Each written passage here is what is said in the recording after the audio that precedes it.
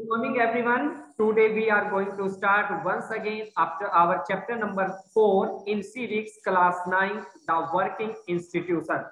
काम का संस्थागत कार्य यानी कि हम बात कर सकते हैं मतलब इंस्टीट्यूशन माने संगठनों की जो संस्थागत संगठन होते हैं उनके बारे में हम बातें कर रहे थे पिछले कुछ टाइम से। लेकिन उससे पहले जरूरी सूचना, क्योंकि ओमिक्रॉन आ रहा है इसलिए आपको हमें सेफ रहने की जरूरत है, इसलिए सैनिटाइजर का यूज कीजिए, मास्क लगाएं और ध्यान से घर पर अच्छे से ऑनलाइन स्टडी से पढ़ें। अब तक हमने कॉन्स्टिट्यूशन, हमने संविधान के बारे में इसमें थोड़ी बात की, हमने बात की वर्किंग इंस्टीट्यूशन काम काज वाली संस्थाओं के बारे में। काम काज वाली संस्थाओं के बारे में जब हमने बात की तो हमने बात की पार्लियामेंट के बारे में कि किस तरह से पार्लियामेंट अपना कार्य करती है। हमने लोकसभा के बारे में बातें की, हमने राज्यसभा के बारे में बातें की और हमने प्रेसिडेंट्स के बारे में लास्ट चैप्टर में बात की। इसके अलावा हमने बातें की किसके बारे में, हमने बातें की प्राइम मिनिस्टर के बारे में, काउंसिल ऑफ परिषद के बारे में। और आज के टॉपिक में हम बात करेंगे जो हमारा लास्ट टॉपिक है इस चैप्टर का, जुडिशरी यानी कि न्यायपालिका के बारे में। स्टार्ट करते हैं हम द जुडिशरी यानी कि न्यायपालिका के बारे में। लेट अस रिटर्न, आओ हम एक बार फिर लौटते हैं जब हमने चैप्टर की शुरुआत की थी किसके साथ, ऑफिशियल मेमोरेंडम यानी कि सरकारी ज्ञापन के साथ, जिसके अंदर 27% जो अदर बैकवर्ड क्लास थे उन्हें रिजर्वेशन देने की बात की गई थी। ये कहता है वन फाइनल टाइम, एक बार फिर आखिरी बार, टू द स्टोरी, हम स्टोरी पर चलते हैं ऑफिशियल मेमोरेंडम यानी कि सरकारी ज्ञापन की स्टोरी पर।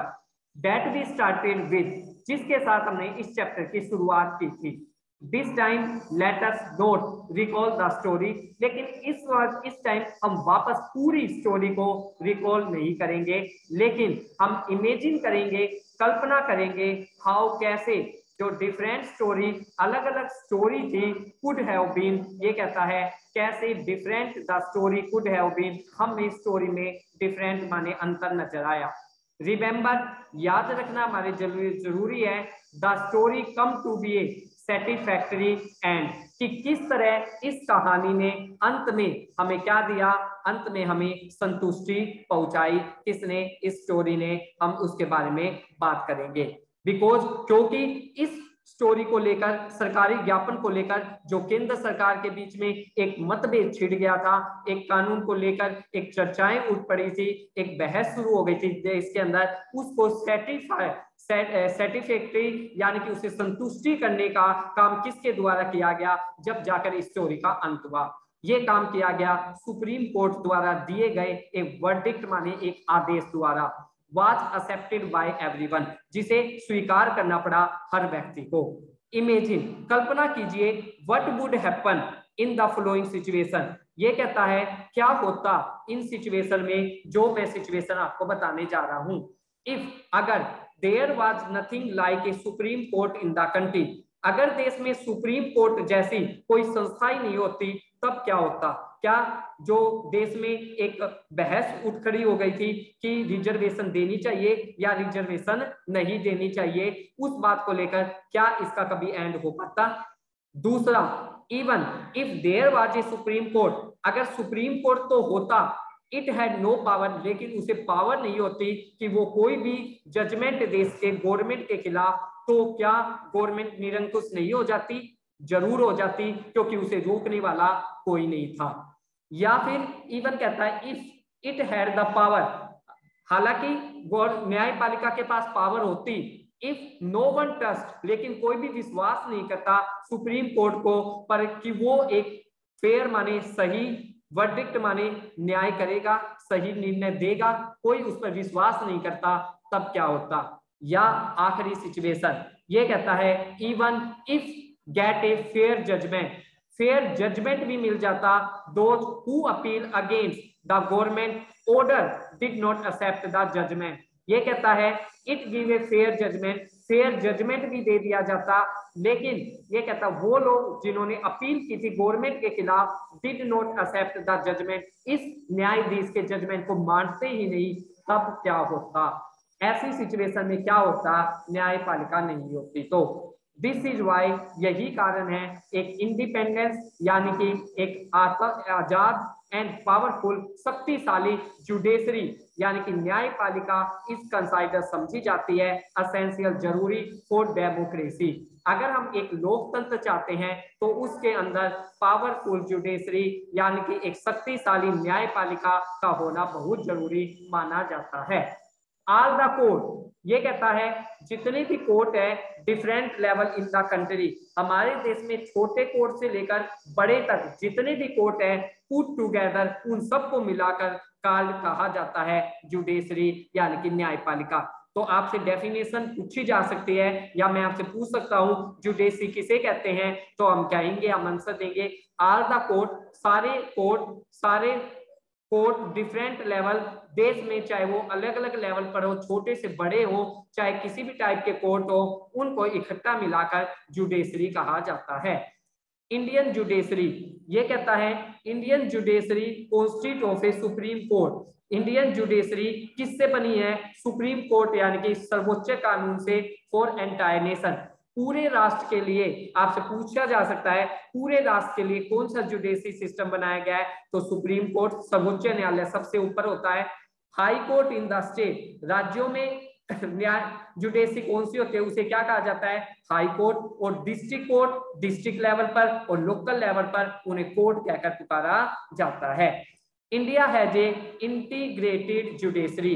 इंटीग्रेटेड माने एकीकरण, इंडिया एकीकरण न्यायपालिका रखता है। जुडिशरी माने न्यायपालिका। इंटीग्रेटेड का मतलब क्या हुआ? देश के अंदर सुप्रीम कोर्ट जो भी बात कह देगा ना, देश में चाहे कहीं पर भी कोर्ट हो, कोई भी जुडिशरी हो, छोटी हो बड़ी हो, उसको उसकी बात माननी पड़ेगी। इससे कहते हैं इंटीग्रेटेड यानी कि एकीकरण। इसका मतलब क्या होता है आपसे पूछा जा सकता है या मैं पूछ सकता हूं, इंडिया हैज इंटीग्रेटेड जुडिशरी, इसका क्या मतलब होता है? तो इट मींस, इसका मतलब होता है सुप्रीम कोर्ट जो सर्वोच्च न्यायालय है वो कंट्रोल माने नियंत्रित करता है जुडिशियल एडमिनिस्ट्रेशन, न्याय के प्रशासन को इन द कंट्री, देश में कहीं पर भी न्यायपालिका हो उसे सुप्रीम कोर्ट की आज्ञा का पालन करना पड़ता है। इट्स सुप्रीम कोर्ट के जो डिसीजन है आर बाइंडिंग, भान देते हैं और सारी कोर्टों को ऑफ द कंट्री, देश की। It take up any dispute, यह कई तरह के मामलों को सुलझाते हैं। डिस्प्यूट माने मामले। अब ये कौन से मामलों को सुलझाते हैं? बिटवीन, ये कहता है अगर कोई मतभेद हो जाए सिटीजन ऑफ द कंट्री, देश के नागरिकों के बीच अगर कोई मतभेद हो जाए, बिटवीन सिटीजन एंड गवर्नमेंट, नागरिकों के बीच में और गवर्नमेंट के बीच में, नागरिक और गवर्नमेंट के बीच में अगर कोई मतभेद हो जाए, जैसे अब किसानों के बीच में और गवर्नमेंट के बीच में, गवर्नमेंट ने बिल पास किया कृषि बिल और सिटीजन नागरिकों को वो बिल गलत लगा, तो उनके बीच में मतभेद हो गया, नारेबाजी होती रही, आखिर में न्यायालय में ये फैसला गया, न्यायालय ने भी इसके ऊपर फैसले दिए, तब जाकर इसका सॉल्यूशन हो पाया। इट मींस सिटीजन और गवर्नमेंट के बीच में भी कोई मतभेद हो जाए, बिटवीन टू और मोर स्टेट गवर्नमेंट, हरियाणा की गवर्नमेंट समझ लो, पंजाब की समझ लो, या फिर हरियाणा की, दिल्ली, या फिर हम कह सकते हैं उत्तर प्रदेश की समझ लो, हरियाणा की समझ लो, इस तरह दो राज्यों के गवर्नमेंट के बीच में अगर कभी मतभेद हो जाए तो इसको सुलझाने का कार्य किसके द्वारा किया जाता है? हमारी न्यायपालिका के द्वारा यानी कि सुप्रीम कोर्ट के द्वारा। इसके अलावा गवर्नमेंट, बिटवीन गवर्नमेंट यूनियन, केंद्र गवर्नमेंट के बीच में और स्टेट लेवल की गवर्नमेंट के बीच में, यानी कि मान लो बीजेपी सरकार के बीच में और किसी राज्य की कांग्रेस सरकार के बीच में अगर कोई मतभेद हो जाए, कोई कॉन्फ्लिक्ट हो जाए, तो उसे सुलझाने का कार्य सुप्रीम कोर्ट द्वारा किया जाता है। It is the highest court of appeal civil and criminal court. कोई भी सिविल का मतलब नागरिक मुकदमे, जैसे संपत्ति के अधिकार को लेकर, और ये जो मुकदमे क्रिमिनल यानी कि जो भी अपराधी मुकदमे हैं उनकी अपील की जा सकती है हाईएस्ट कोर्ट, इस सबसे बड़े उच्च न्यायालय सुप्रीम कोर्ट में। इट कैन हियर, यहां तक कि अगर कोई हाई कोर्ट में कोई मुकदमा हार जाता है तो हाई कोर्ट के फैसले के विरुद्ध भी अपील की जा सकती है, किसमें? सुप्रीम कोर्ट में। इसलिए सुप्रीम कोर्ट को सबसे बड़ा न्यायालय समझा जाता है। अब ये कहता है इंडिपेंडेंस ऑफ जुडिशरी। हम बार बार कहते हैं हमारी न्यायपालिका स्वतंत्र है, तो इसका मतलब क्या होता है? इंडिपेंडेंस जुडिशरी, न्यायपालिका की जुडिशरी का मतलब क्या होता है? न्यायपालिका की जुडिशरी का मतलब हमारे यहाँ पे क्या माना जाता है? हम अभी स्टार्ट करते हैं। इंडिपेंडेंस का मतलब होता है it is not under the control of legislature. Legislature माने विधान पालिका या एग्जीक्यूटिव। अब विधान पालिका या एग्जीक्यूटिव क्यों होती है?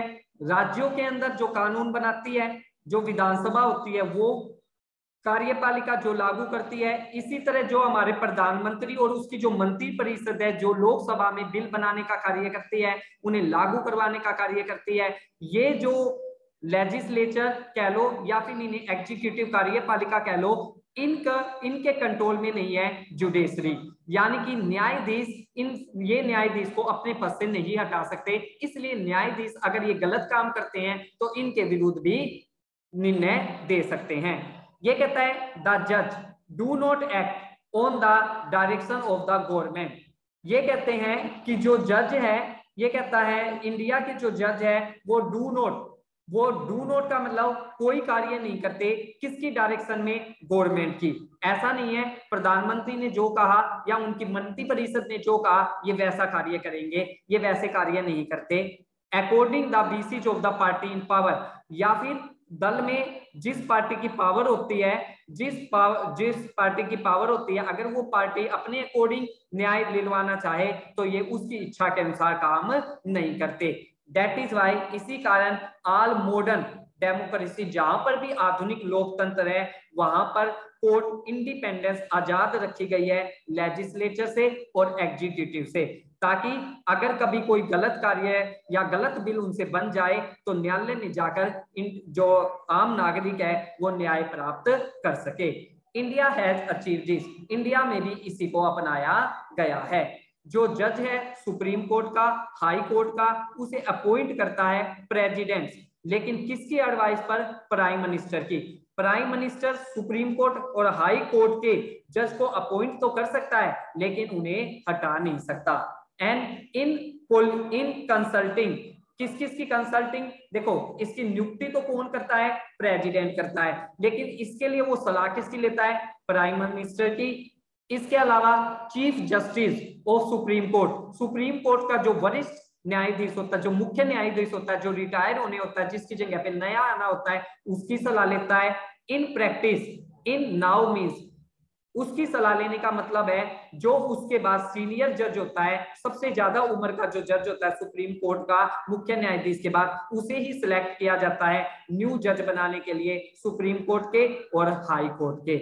इसलिए ये कहता है there is very little scope, इसलिए यहाँ पे बहुत कम ऐसे स्कोप रह जाते हैं कि इंटरफेयर किया जा सके पॉलिटिकल एग्जीक्यूटिव, जो राजनीतिक कार्यपालिका है जिसमें प्राइम मिनिस्टर आता है, जिसके अंदर मंत्री परिषद आती है, इसलिए बहुत कम चांस होते हैं उनके इंटरफेयर करने की, क्योंकि वो सलाह दे सकते हैं। सीनियर मोस्ट जज of supreme court, supreme court का जो सबसे वरिष्ठ, जो सबसे ज्यादा एज वाला जज होता है, उसे आमतौर पर चीफ जस्टिस बनाया जाता है। वंस ए पर्सन, एक बार जब उसे नियुक्त कर दिया जाता है जज की पोस्ट पर सुप्रीम कोर्ट के या हाई कोर्ट के, इट इज नियरली इम्पॉसिबल, तो यह बहुत असंभव हो जाता है टू रिमूव हिम, उसे हटाना उसकी पोजीशन से। इट इज डिफिकल्ट, यह उतना ही कठिन होता है जितना प्रेसिडेंट, जो इंडिया का राष्ट्रपति है, उसे हटाना।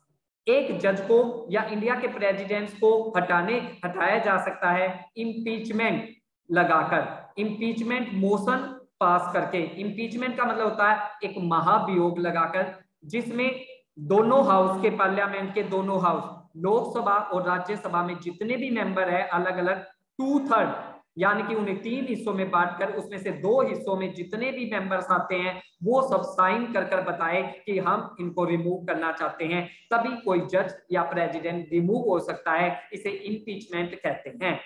ये कहता है इट हैज नेवर हैपन, ये कहता है आज तक इंडिया की हिस्ट्री में ऐसा कभी नहीं हुआ कि किसी जज पर कोई महाभियोग लगाया गया हो। जुडिशरी इन इंडिया, भारत के अंदर जो न्यायपालिका है, is also one of the most powerful, और भी ज्यादा पावरफुल है इन द वर्ल्ड, पूरे संसार से, क्योंकि जो सुप्रीम कोर्ट है, जो हाई कोर्ट है, उसके पास पावर है टू इंटरप्रेट, इंटरप्रेट का मतलब वो व्याख्या कर सकता है कॉन्स्टिट्यूशन माने संविधान की, ऑफ द कंट्री। हमारा देश संविधान के अनुसार चलाया जाता है और संविधान में लिखी गई लाइनों की व्याख्या करने का सबसे बड़ा अधिकार सुप्रीम कोर्ट का होता है, हाई कोर्ट का होता है। उन्होंने जो व्याख्या कर दी वही लाइन का मीनिंग माना जाता है और किसी का नहीं। दे कैन डिक्लेयर, इसी कारण जो न्यायपालिका हमारे यहाँ की वो डिक्लेयर कर सकती है इनवैलिड, अवैध घोषित कर सकती है किसी भी कानून को जो लेजिस्लेचर द्वारा बनाया गया हो या एग्जीक्यूटिव द्वारा बनाया गया हो। यानी कि पार्लियामेंट में जिसकी सरकार है वो अगर कोई कानून बना दे और न्यायाधीश को लगे कि वो कानून गलत है तो वो उसे इनवैलिड माने अवैध घोषित कर सकता है। Whenever at the union level, at the state level, चाहे वो यूनियन लेवल पर बना हो चाहे स्टेट लेवल पर बना हो, अगर ऐसा कोई कानून या गवर्नमेंट का कोई भी कार्य अगेंस्ट विरोध में होता है कॉन्स्टिट्यूशन संविधान के तो वो उसे अवैध घोषित कर सकता है। इस प्रकार they can determine the constitution validity, इस प्रकार दे आया है किसके लिए, सुप्रीम कोर्ट के जजेस के लिए। इस प्रकार जो सुप्रीम कोर्ट है वो डिटरमाइन माने निर्धारित करता है कॉन्स्टिट्यूशनल वैलिडिटी, यानी कि संवैधानिक वैधता किसी भी लेजिस्लेशन को, किसी भी कार्य को, एग्जीक्यूटिव कार्यपालिका के इन द कंट्री माने देश में। ये कहता है when it is challenge before them, ये कहता है when it is challenge before them, यह उनके लिए एक चुनौती की तरह होता है। दिस इज नोन, इसे जुडिशियल रिवाइव कहते हैं, यानी कि न्यायिक पुनर्समीक्षा, न्यायिक समीक्षा, यानी कि जज ध्यान से देखता है, इस चैलेंज को एक्सेप्ट करता है और वो अगर कोई बात गलत लगती है कोई कार्य एग्जीक्यूटिव का तो वो रद्द भी कर सकता है। सुप्रीम कोर्ट जो है इंडिया का हैज आल्सो रूल, ये कहता है वह रूल माने वो से नियम बनाए हैं, द कोर्स और basic principle of the constitution can not be change by the parliament.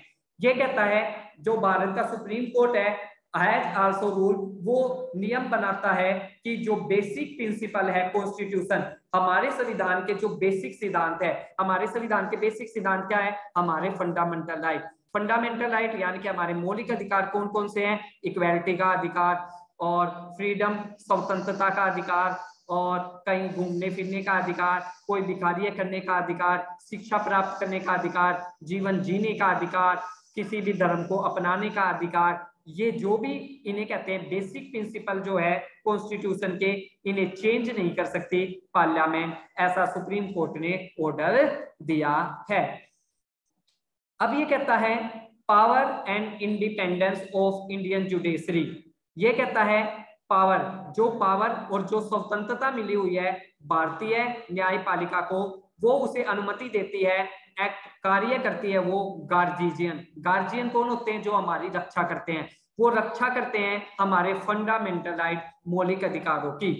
We shall see in the next chapter, जब हम अपना इससे नेक्स्ट वाला टॉपिक पढ़ेंगे, ये कहता है दैट, उसमें हम देखेंगे सिटीजन, नागरिकों के पास अधिकार है वो अप्रोच याचिका लगा सकते हैं कोर्ट दरबार में टू सीक रेडमी, रेडमी माने ये कहता है टू सीक रेडमी का मतलब संवैधानिक उपचारों का सिद्धांत, in the case of any violation of their right, violation माने उल्लंघन, अगर उनके किसी अधिकारों का उल्लंघन होता है तो हम पढ़ेंगे कि कैसे न्यायपालिका में गवर्नमेंट के खिलाफ अब याचिका दायर की जा सकती है।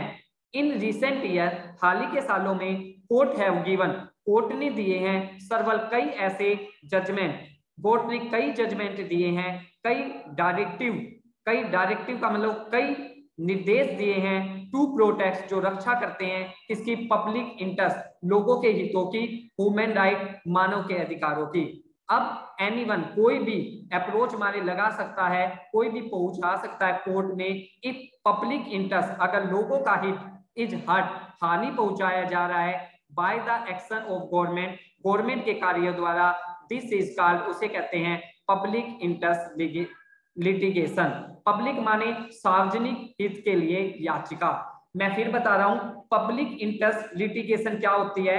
अब मुझे दिख रहा है कि गवर्नमेंट ने कोई कार्य किया और उससे आम जनता को तकलीफ हो रही है, तो मैं गवर्नमेंट के खिलाफ अदालत के अंदर केस दर्ज कर सकता हूं, उसे कहते हैं पब्लिक इंटरेस्ट लिटिगेशन, यानी कि जनता के हित में लगाई गई याचिका। मैं अपने पर्सनल हित की बात नहीं कर रहा हूं, जनता को नुकसान हो रहा है इसलिए मैंने ये याचिका लगाई है।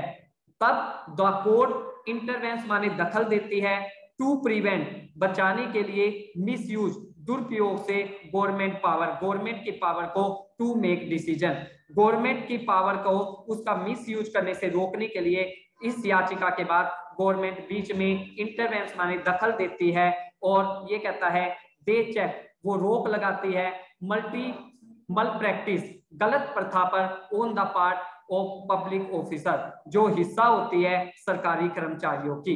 दैट इज वाई इसी कारण ये कहता है जुडिशरी हमारे देश में जो जुडिशरी है वो इंजॉय आनंद उठाती है हाई लेवल ऑफ कॉन्फिडेंस का अमंग द पीपल। लोगों के बीच आज भी इसी कारण न्यायालय पर विश्वास बना हुआ है और इसी कॉन्फिडेंस का आनंद उठाती है हमारी न्यायपालिका। इस तरह से हमने आज के लास्ट टॉपिक में पढ़ा कि देश के लिए न्यायपालिका कितनी ज्यादा इंपॉर्टेंस है, उसकी कितनी ज्यादा वैल्यू है हमारे देश में न्यायपालिका की। अगर न्यायपालिका नहीं होती तो शायद हमें बहुत तरह के संकटों का सामना करना पड़ता। न्यायपालिका सरकार के बीच में होने वाले मतभेदों को भी सुलझाती है, न्यायपालिका सरकार और सिटीजन के मतभेदों को भी सुलझाती है, सिटीजन के बीच में कोई मतभेद हो जाए तो उसे भी वो सुलझाने का कार्य करती है। हमने देखा सुप्रीम कोर्ट भारत का सबसे बड़ा कोर्ट माना जाता है, उसके बाद स्टेट में हाई कोर्ट आता है, डिस्ट्रिक्ट लेवल के कोर्ट आते हैं, लोकल लेवल के कोर्ट आते हैं। सुप्रीम कोर्ट में हम सीधे अपने फंडामेंटल राइट्स का कोई उल्लंघन करता है तो हम सीधे कोर्ट में दायर कर सकते हैं। हाई कोर्ट में मुकदमा हारने के बाद उसके फैसले के खिलाफ भी हम सुप्रीम कोर्ट में अपील कर सकते हैं। इस तरह से आज का जो हमारा जो कुछ टाइम से जो चैप्टर चल रहा था वर्किंग इंस्टीट्यूशन का, आज हम इसका एंड करते हैं। इस तरह से हमने आज इस जो चैप्टर था वर्किंग इंस्टीट्यूशन, इसमें हमने पार्लियामेंट के बारे में पढ़ा, लोकसभा के बारे में पढ़ा, राज्यसभा के बारे में पढ़ा, प्रेसिडेंट्स के बारे में पढ़ा, हमने प्राइम मिनिस्टर और काउंसिल ऑफ मिनिस्टर्स के कार्यों के बारे में पढ़ा, हमने जुडिशरी के बारे में क्लियर किया। Thank you everyone.